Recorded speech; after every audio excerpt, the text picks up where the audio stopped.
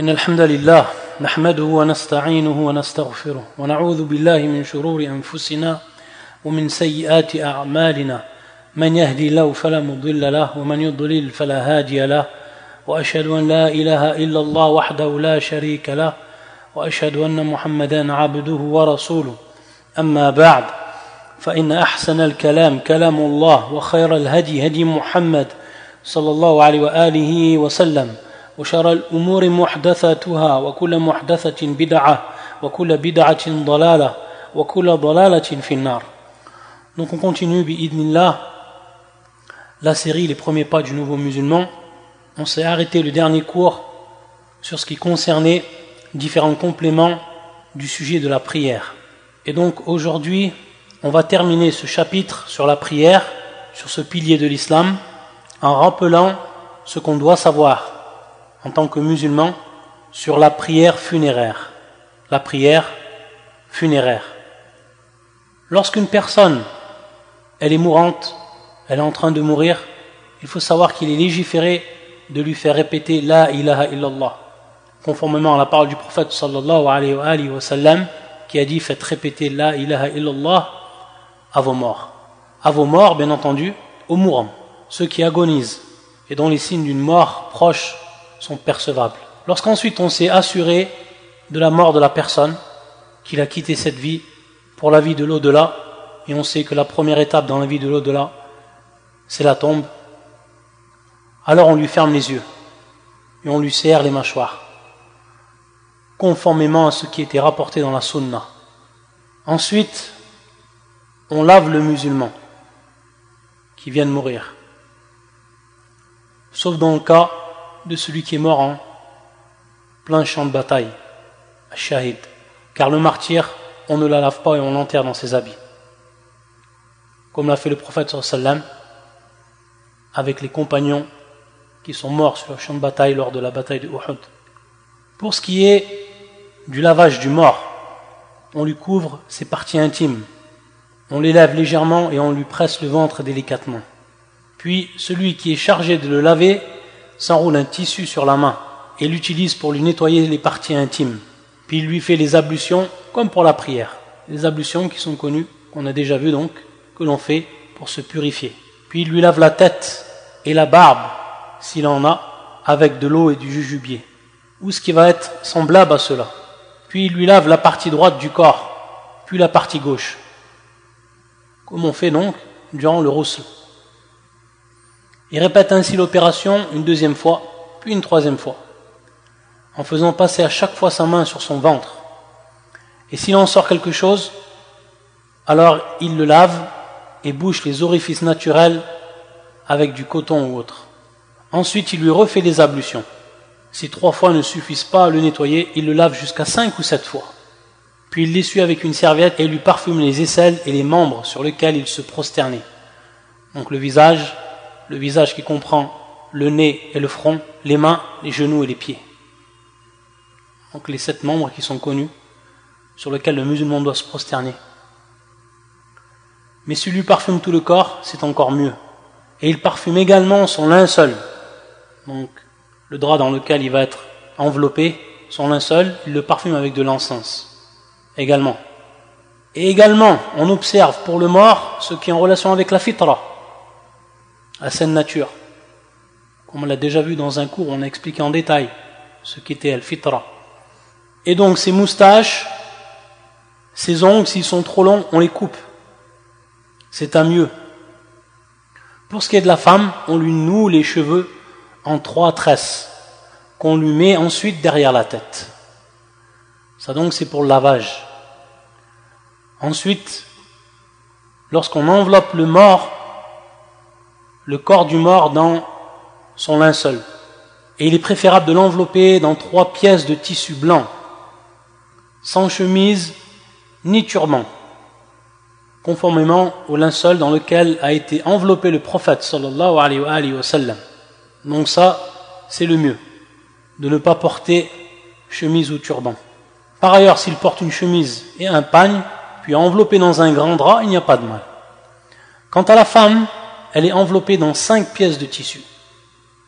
Donc elle, c'est 5 pièces de tissu. une chemise, un voile, un pagne et 2 grands draps. Pour ce qui est du petit garçon, il est enveloppé dans un linceul constitué d'1 à 3 tissus. Et pour ce qui est de la petite fille, elle est enveloppée dans une chemise et 2 draps. Et pour tous, un linceul, au minimum, est obligatoire, couvrant tout le corps. C'est le minimum. Également un cas qui est spécial, lorsque la personne elle meurt et qu'elle est en état de sacralisation. Pour elle donc, il sera lavé avec de l'eau et du jujubier et sera enveloppé dans ces 2 morceaux de tissu de l'ihram, c'est-à-dire l'habit de sacralisation ou autre. Donc dans lequel il était initialement, lorsqu'il était en état d'ihram. Et sa tête et son visage ne seront pas couverts et il ne sera pas parfumé, car il sera ressuscité en prononçant la talbiya, comme cela est venu dans la sunna du prophète sallallahu alayhi wa sallam. Par contre, pour ce qui est de la femme qui, elle, est en état de sacralisation, elle sera enroulée dans un linceul comme une femme ordinaire. La différence, c'est qu'elle ne sera pas parfumée, son visage ne sera pas couvert d'un niqab et ses mains ne seront pas gantées. Pour autant, son visage et ses mains seront entièrement couverts par son linceul. Donc ici, c'est par le linceul. Maintenant, connaître les personnes qui sont prioritaires pour laver le défunt. Prier sur lui et l'enterrer sont, donc dans l'ordre, celui qu'il a recommandé dans son testament. Donc celui, le défunt, il a recommandé des personnes dans son testament. Ce sont donc ces gens-là qu'il aura recommandé dans son testament qui devront donc le laver. Puis, s'il n'y a pas eu de recommandation, alors c'est son père, puis son grand-père, puis de proche en proche parmi les hommes qui descendent d'une même souche masculine, donc de la famille. Ça c'est pour le défunt homme. Et pour la défunte, la femme, également celle qu'elle a recommandée dans son testament, puis sa mère, puis sa grand-mère, puis de proche en proche parmi les femmes de sa famille. Et il faut savoir que chacun des époux a le droit de laver son conjoint, car Abu Bakr as-Siddiq radiyallahu ta'ala anhu a été lavé par son épouse, et Ali radiyallahu ta'ala anhu a lavé son épouse Fatima radiyallahu ta'ala anha. Ça donc c'est pour le lavage. Ensuite il vient la prière funéraire. La prière funéraire, elle est fardun kifaya, c'est-à-dire que s'il y a un minimum de personnes qui prient, alors les autres ne seront pas obligés de prier. Il faut qu'il y ait un minimum de personnes donc, qui vont prier sur ce mort. Et donc la première chose que l'on fait lorsqu'on commence cette prière, on dit donc le takbir, comme on le fait pour la prière normale. Donc en levant également les mains au niveau des épaules, au niveau des oreilles, comme on l'a vu dans la description de la prière. Et ensuite on récite surat al-Fatiha, également comme on le fait pour la prière ordinaire. Et il est préférable de la faire suivre par une courte sourate ou quelques versets.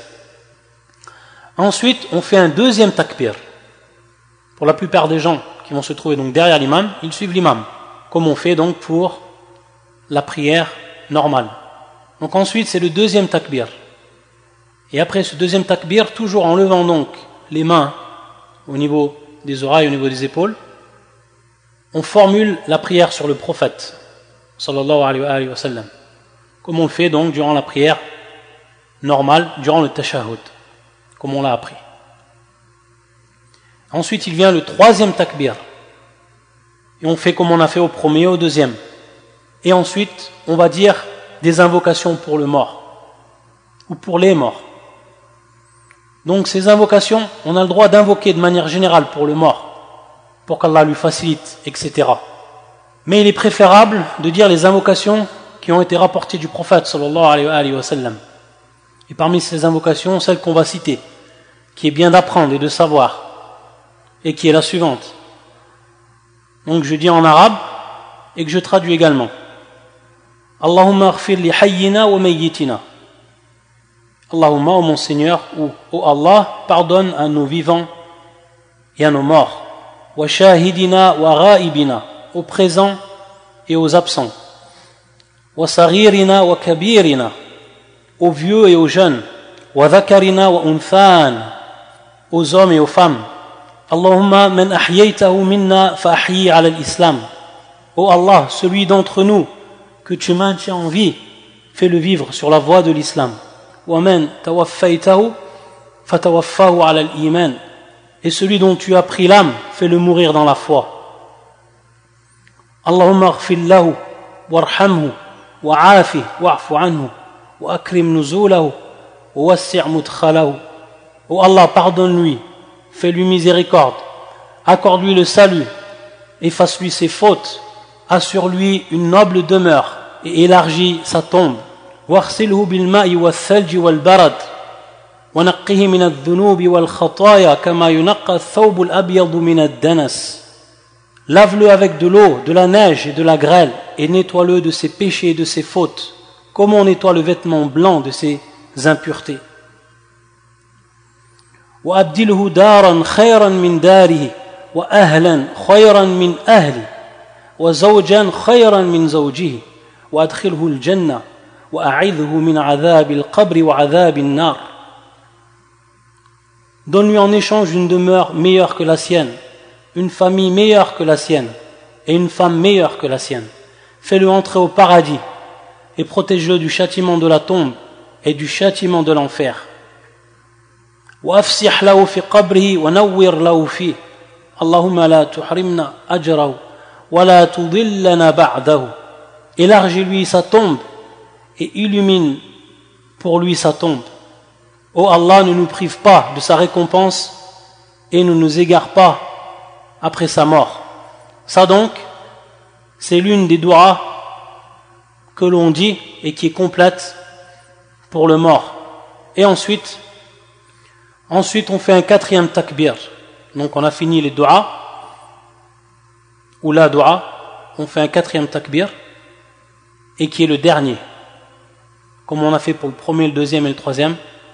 Et ensuite on salue, donc taslim, à la différence que c'est une seule fois sur sa droite, c'est-à-dire qu'on salue uniquement à la droite et on ne fait pas également à la gauche comme l'on fait durant la prière normale. Et bien entendu, durant toute cette prière, il va de soi qu'on reste donc en position debout. Et si c'est une femme, si c'est une défunte, alors pour les du'as, on les fait passer bien entendu au féminin. Allahumma ighfir laha. S'ils sont deux également, dualité. Allahumma ighfir lahuma.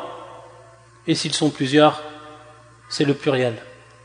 Et s'il s'agit d'un enfant, alors en lieu et place de la demande de pardon, on dit Allahumma ja'alhu faratan wa dhukhran liwalidayhi wa shafi'an mujaban. Allahumma thaqqil bihi mawazinihima wa a'zim bihi ujurahuma wa alhiqhu bi salihil mu'minin waj'alhu fi kafalati Ibrahim alayhi salam wa qihi bi rahmatika Azab al-Jahim. Ô Allah, fais qu'il soit un prédécesseur, une épargne et un intercesseur exaucé pour ses parents. Ô Allah, alourdis par lui la balance de leurs bonnes actions et accrois leur récompense. Réunis-le avec les croyants pieux et mets-le sous la tutelle d'Ibrahim, alayhi salam, et protège-le par ta miséricorde du châtiment de l'enfer. Pour ce qui est de la position de l'imam, il se tient au niveau de la tête du défunt si c'est un homme, et au niveau du milieu du corps si c'est une femme. Et s'il y a plusieurs défunts, on place le corps de l'homme juste avant ou juste devant l'imam. On place le corps de l'homme juste devant l'imam et celui de la femme plus en avant en direction de la qibla. Et s'il y a des enfants, on place le jeune garçon avant la femme, puis la femme, puis la jeune fille, en plaçant la tête du garçon au niveau de celle de l'homme, le milieu du corps de la femme au niveau de la tête de l'homme, puis la tête de la petite fille au niveau de la tête de la femme, et le milieu du corps de la petite fille au niveau de la tête de l'homme. Ça, c'est ce qu'on doit respecter donc pour le mort. Et ensuite, il vient donc l'enterrement. Et ce qu'il faut savoir pour l'enterrement, c'est qu'on doit creuser profondément dans le sol, une profondeur égale à la mi-hauteur d'un homme. Qu'on fait des tombes latérales du côté de la Qibla. On introduit le mort dans ce creux latéral sur son côté droit. On dénoue les liens du linceul qu'on laisse sur place. On ne découvre ni le visage de l'homme ni de la femme. Puis on bouche la fosse de briques naturelles, non cuites au feu, qu'on cimente avec de l'argile pour que le sable ne puisse s'introduire. S'il n'y a pas de briques, on bouche la fosse avec des planches de bois ou des pierres ou tout autre matériau. Ensuite on couvre le trou avec de la terre. Et à ce moment-là, lorsqu'on a enterré la personne, il est recommandé de dire Bismillah wa ala millati rasulillah, au nom d'Allah et selon la religion de l'envoyé d'Allah. On surélève la tombe de la surface du sol d'un empan. Si c'est possible, on entrepose des cailloux par-dessus et on asperge dessus d'eau. Donc tout ça, ça fait partie de la sunna. Et il est recommandé à ceux qui assistent à un enterrement de se tenir debout près de la tombe et d'invoquer Allah pour le mort. Le prophète sallallahu alayhi wa sallam, à la fin de l'enterrement d'un musulman, se tenait debout devant sa tombe. Et il disait, sallallahu alayhi wa sallam, priez pour l'absolution de ses péchés ou des péchés de votre frère et demandez à Allah de le raffermir, car il est en ce moment en train d'être questionné. Donc les questions qui vont être posées par les anges, comme on l'a vu également dans les cours de croyance. Ensuite, ce qu'il faut savoir, c'est qu'il n'est pas légiféré que la famille du défunt prépare le repas aux gens. Quant à la préparation du repas pour la famille du défunt et pour leur hôte, elle est autorisée. Donc, pour leur faciliter la tâche, pour les apaiser dans leur douleur, dans leurs préoccupations. Et le dernier point qu'on cite par rapport à ce sujet, par cela on clôture ce qui est en relation donc avec la prière, c'est qu'il est mashroua, il est donc légiféré aux hommes de visiter les cimetières. Il est légiféré aux hommes de visiter les cimetières de temps à autre.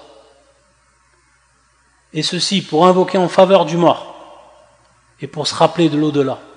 C'est pour ça que le prophète sallallahu alayhi wa sallam, il a dit « Rendez visite aux morts, car cela vous rappelle l'au-delà. » Donc la personne, uniquement, elle invoque pour le mort. Elle fait des invocations pour le mort. La demande de pardon, la demande de la miséricorde d'Allah Azza wa Jal sur lui, uniquement cela. C'est uniquement cela qui est légiféré.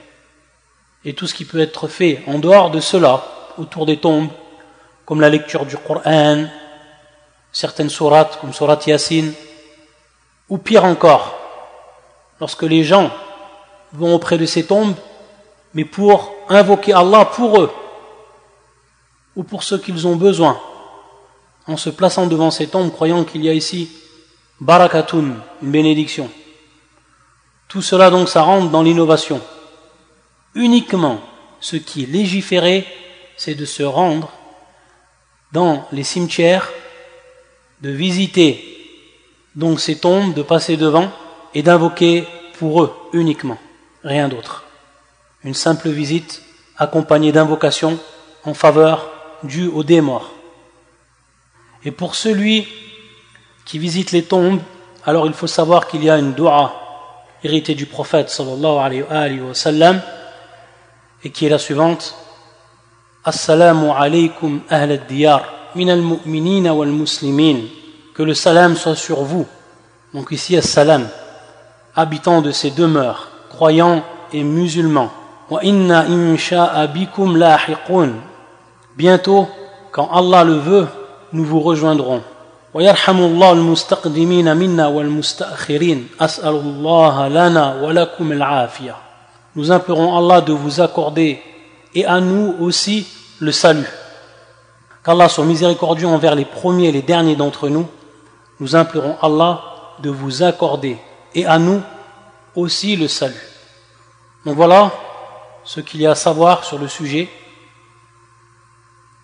Et donc on termine par cela ce chapitre sur la prière, et qui est donc le deuxième pilier de l'islam. Et ensuite, nous commençons une brève description pour ce qui est du troisième pilier de l'islam, qui est az-zaka, qui est l'impôt rituel. Az-zaka, c'est le troisième pilier de l'islam. Et il est également très important.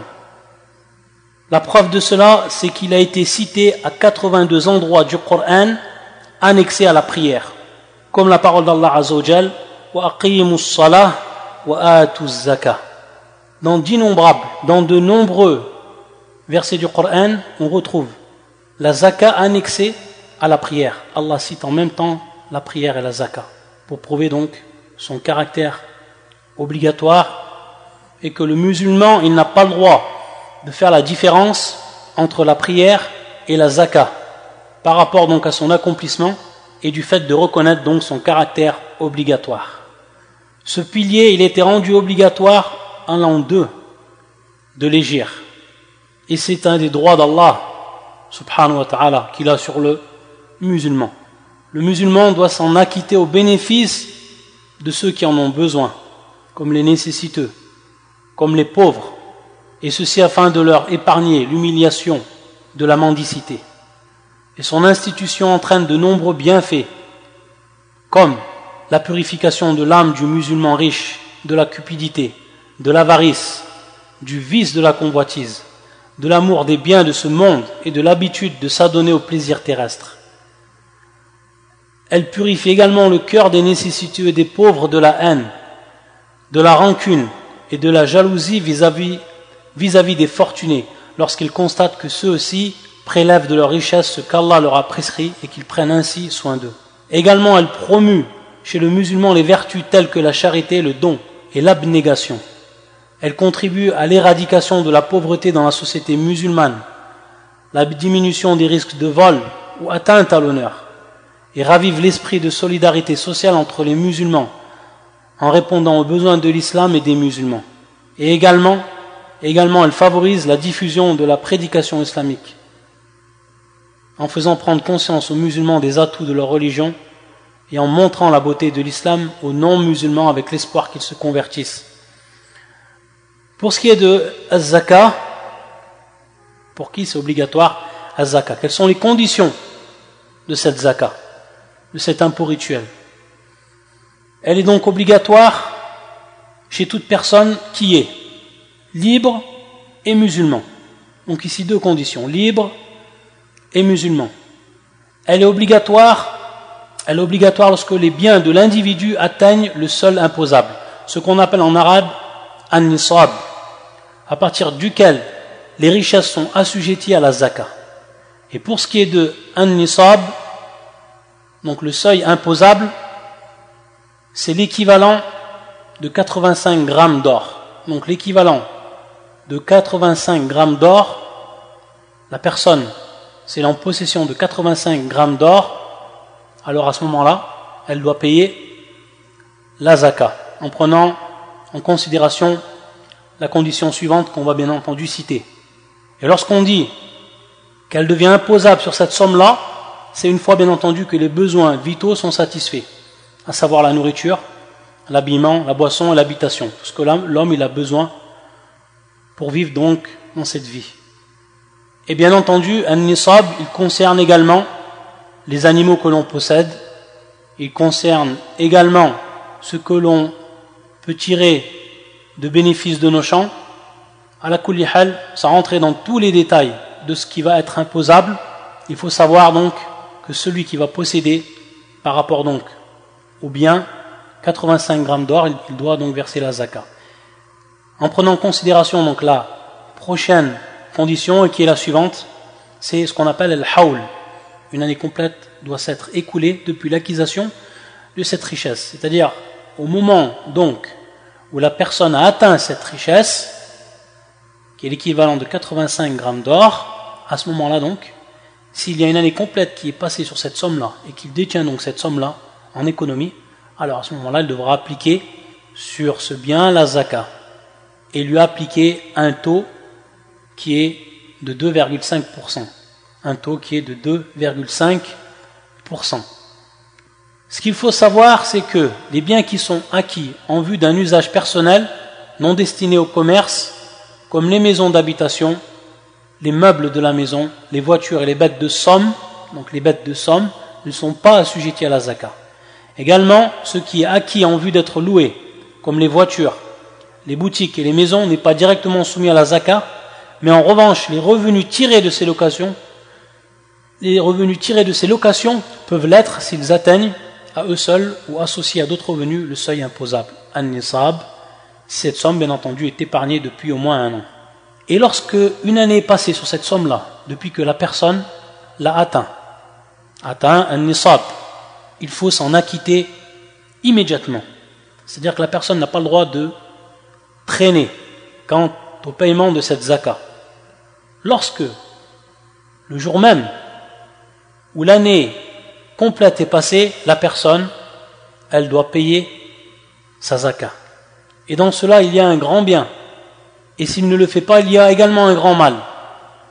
Si on prend en considération le besoin du pauvre, s'il retarde, alors cela va impliquer un préjudice au pauvre qui lui en a besoin au plus vite. Également, si cette personne retarde et ensuite il est ruiné ou alors il meurt, alors il reste quand même imposable par le paiement de la zakat. Il doit payer cette zakat. Et même s'il meurt, de ce qu'il aura laissé donc en héritage, on va prendre de son argent pour payer la zakat. Également, ça va lui permettre donc de s'éloigner de l'avarice. Parmi ceux qui sont imposables, et ça, il est également important de le souligner, c'est également un sarir, c'est-à-dire l'enfant. Même l'enfant, petit qu'il soit, s'il a un bien, il a par exemple reçu un héritage ou quoi que ce soit, alors il est également imposable. De même, el-majnoun, celui qui est fou, donc la personne qui est responsable de ces gens-là, donc le petit, l'enfant, ou alors celui qui n'a pas sa raison, alors il doit, sur l'argent qu'ils ont, si bien entendu ils sont imposables par les conditions de la zakat, alors ils doivent sortir pour eux la zakat. Pour ce qui est du paiement de la zakat, le mieux, c'est de payer ou de donner cet impôt aux pauvres de son pays, du pays où l'on vit, c'est-à-dire le plus proche de sa région ou alors de son pays. Mais dans certains cas, il est permis de sortir cette zakat et de la verser à d'autres pays, s'il y a un intérêt religieux. Maintenant, ce qu'il est important de savoir, c'est pour qui a droit à cette zakat. Et naam, ça c'est une question importante. Qui a droit à cette zakat? Qui je dois donner cette zakat lorsque je suis imposable? Il faut savoir que Allah subhanahu wa ta'ala, dans le Coran, il a cité ceux qui sont bénéficiaires, les ayants droit de la zakat, qui est le verset suivant: Innama as-sadaqatu lil fuqara'i wal masakin wal 'amilina 'alayha wal mu'allafati qulubuhum wa fi ar-riqabi wal gharimina wa fi sabilillahi wa ibnis sabil faridatan min Allah wallahu 'alimun hakim. Les sadaqas, donc ici al-maqsoud, c'est az-zakat, c'est-à-dire donc l'impôt rituel. Et Allah subhanahu wa ta'ala, il va désigner les catégories de gens. Et ici le terme innama dans le Coran yufid al-hasr, c'est-à-dire donc c'est exclusivement pour ces gens-là et qu'on n'a pas le droit de donner la zakat à d'autres gens que ces gens-là qui sont cités dans le Coran. Donc ça c'est important à savoir. Donc les sadaqas sont uniquement destinés aux pauvres, aux indigents, ceux qui travaillent, ceux dont les cœurs sont à gagner, l'affranchissement des jougs, ceux qui sont lourdement endettés, dans le sentier d'Allah et pour le voyageur. C'est un décret d'Allah et Allah est omniscient et sage. Donc on va détailler pour ces gens, savoir à qui on doit donner la zakat. Le premier qui a été cité, la première catégorie, ce sont al-fuqara. Ce terme, on peut le traduire par les pauvres, les nécessiteux, les indigents. Ce sont des gens qui ne trouvent pas assez pour pouvoir vivre. Et lorsqu'on dit pas assez, on pourrait dire également pas du tout. et qui n'ont pas la possibilité d'acquérir un salaire, alors à ces gens-là, on leur donne la zakat. Soit on leur complète le bien qu'ils ont pour pouvoir vivre une année complète, et s'ils n'ont pas du tout, rien du tout, on leur donne donc totalement ce qu'ils vont avoir besoin pour une année complète, pour pouvoir vivre dignement. Ensuite, al-masakin, c'est la deuxième catégorie, qu'on peut traduire également par pauvre ou nécessiteux. Et ici, c'est celui qui trouve presque, on dit presque, suffisamment pour vivre du minimum, et non la totalité. C'est-à-dire que lui, il a un rang au-dessus de ce qu'on appelle al-faqir. Al-miskin, il a un rang au-dessus de celui qu'on appelle al-faqir. C'est-à-dire que lui, il a plus de biens, mais toujours pas suffisant pour pouvoir vivre totalement durant une année. Donc à lui, on lui donne également pour compléter donc ce dont il a besoin. Ensuite, al-amiluna alayha, c'est ce dont qui rassemble les zakats, c'est-à-dire donc il faut des gens. Il faut bien donc des gens pour rassembler les zakats qui vont prendre les biens des gens, qu'ils les réunissent, qu'ils les conservent et qu'ensuite qu'ils les redistribuent aux ayants droit. Donc ces gens-là, s'ils n'ont pas un salaire qui est donné par le gouvernement, alors, s'ils n'ont pas un salaire, ils doivent prendre pour vivre bien entendu de ce métier-là, ils doivent prendre de la zakat. Et s'ils ont un salaire, il n'y aurait pas permis de prendre de la zakat. Ils sont bien entendu des gens qui sont habilités par le dirigeant des musulmans. Ensuite, al-mu'allafatu qulubuhum. Al-mu'allafatu qulubuhum sont ceux dont on veut gagner les cœurs. Ce sont ceux dont on veut gagner les cœurs. Il y a ici deux catégories, deux sous-catégories, le musulman et le mécréant. Pour ce qui est du musulman, c'est par exemple celui qui vient de rentrer dans l'islam, qui est nouveau dans l'islam. Alors pour le renforcer dans sa foi, on lui donne des biens de la zakat, on lui donne des biens de la zakat. Donc il va trouver un appui, un don généreux, fraternel de la part de ses frères, et ça va le renforcer dans sa foi. Il va trouver donc un appui, un soutien de la part de ses frères en islam, et ça c'est une des raisons pour fortifier sa foi. Donc c'est pour ça que on va lui donner ce bien. Mais il faut savoir que cela est uniquement en cas de besoin, lorsqu'on voit que le musulman il est faible ou qu'il a besoin de cela pour pouvoir le fortifier dans sa foi. Sinon cela peut être, on peut s'en abstenir. Et c'est pour ça que, comme cela a été rapporté dans plusieurs athars, que du temps de Omar, de Othman et de Ali, ils avaient délaissé le fait de donner donc de la zakat pour pouvoir attendrir les cœurs, pour pouvoir gagner les cœurs. Car à ce moment-là, durant leur règne, ils n'en avaient pas besoin. Donc ça, c'est en cas de besoin. Et la deuxième catégorie, c'est le mécréant. Et le mécréant, c'est dans deux cas qu'on va lui donner. Si on sent de lui, si on ressent de lui un désir de se convertir, un souhait de se convertir, alors cette personne-là, également, si on voit qu'il y a un intérêt de lui donner de l'argent pris de la zakat, pour lui montrer donc la fraternité qu'il y a en islam, et que cela se traduit également par le matériel, pour gagner son cœur, donc ici également, c'est légiféré de lui donner des biens de la zakat. Le deuxième cas, ici c'est le contraire. C'est dans le cas de se protéger ou de protéger les musulmans du mal ou de l'agression qui peut advenir des mécréants. Donc il se peut qu'on va donner la zakat à ces gens-là pour pouvoir se protéger de leur agression, dans le cas de la faiblesse des musulmans. Également, ça c'est un cas où il est légiféré, où les savants de l'islam ont parlé sur cela. Ensuite, la cinquième catégorie, al-riqab, ici donc qui est l'affranchissement des esclaves. C'est-à-dire donc, s'il y a possibilité d'affranchir un esclave, en donnant ou en payant donc la zaka, alors on le fait. Et bien entendu ici, ça advient dans le cas de ce qu'on appelle le mukatab, celui qui a écrit donc un contrat entre lui et son maître, dans lequel donc il va mentionner une somme convenue qu'il va donner à ce dernier pour qu'il devienne libre. Donc on l'aide dans cela en lui donnant donc les biens de la zaka pour qu'il trouve sa liberté. Donc on voit ici que l'islam, elle a motivé les gens, les musulmans, à retrouver la liberté, ou à faire retrouver la liberté aux esclaves, par ce moyen donc de paiement de la zaka. Ensuite, al-madin, celui qui est endetté. Celui qui est endetté.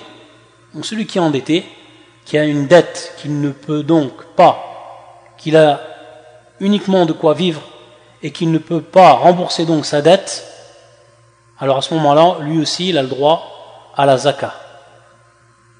Le 7e, c'est fi sabilillah. Et ici, fi sabilillah, comme les savants l'ont expliqué, ça concerne ici, donc dans la voie d'Allah, ça concerne le combat. Donc ça concerne la guerre. Donc ici, c'est bien précis, fi sabilillah. Ça concerne donc le combat, la guerre. Ce qui veut dire que durant une guerre qu'il va y avoir, il est également légiféré de donner de la zaka aux soldats qui vont partir donc pour combattre. Ceux bien entendu qui ne reçoivent pas un salaire de l'État. Pour ceux qui reçoivent un salaire de l'État comme soldats, comme guerriers, ça c'est autre chose. Mais ceux donc qui vont se joindre par exemple aux soldats de l'État pour donc combattre, alors à ce moment-là qu'ils n'ont pas donc les moyens pour cela, il est légiféré de leur donner également la zaka. Ensuite, le 8e et le dernier, Ibn Sabil, c'est-à-dire le voyageur. Il est voulu par cela donc le voyageur. C'est tout simplement la personne qui durant son voyage, à cause des dépenses qu'il a fait, ou alors s'il a perdu ses biens durant son voyage et qu'il ne peut continuer son voyage faute de biens, alors à ce moment-là, cette personne-là, il est permis que l'on donne, donc il est légiféré qu'il reçoive min zakat al-mal pour qu'il puisse terminer son voyage. Et ici un point qu'on cite, c'est que à titre d'exemple, comme le voyageur, comme le soldat ou alors comme l'endetté, ces gens-là, lorsqu'ils ont pris la zakat, et s'il leur reste, après avoir donc comblé leurs besoins, s'il reste de l'argent de cette zakat, ils doivent rendre cet argent de cette zakat qui reste, pour qu'ensuite ça soit redistribué. Il se peut que l'endetté, on lui a donné une somme d'argent, et que ça lui a suffi pour rendre ses dettes, et qu'il reste encore de l'argent dessus. Cet argent, il doit la rendre donc, pour que ça soit redistribué à ceux qui en ont droit. De même le voyageur, il se peut qu'on lui ait donné une somme, et il a eu largement assez pour finir son voyage, et il lui reste encore de l'argent, également il redonne cet argent dans le système de la zaka.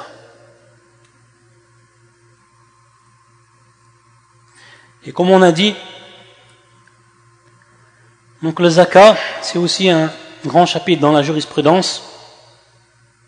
Il faut savoir qu'on a cité, par rapport à ce qui était, on va dire, le plus courant, mais que la zaka elle demande également, comme je l'ai dit en début de cours, elle est sortie de ce qu'on appelle bahimatil an'am, donc certaines catégories donc d'animaux, taïb, et également dans ce qui ressort de ce qu'on peut cultiver comme al-hubub, etc. Donc tout ce qui est dans le domaine de ce que l'on peut donc conserver, à titre d'exemple, donc les dattes, al-hubub, c'est-à-dire donc tout ce qui est des graines, blé, etc., al-asal, le miel, etc. Donc également ici il y a des règles à connaître, à savoir, ala kulli hal, ça ensuite on rentre dans la jurisprudence et on revient donc au chapitre qu'ont écrit les savants et jurisconsultes à ce propos. On s'arrête ici incha'Allah ta'ala. Subhanaka Allahumma bihamdika ashhadu an la ilaha illa anta astaghfiruka wa atubu ilayk.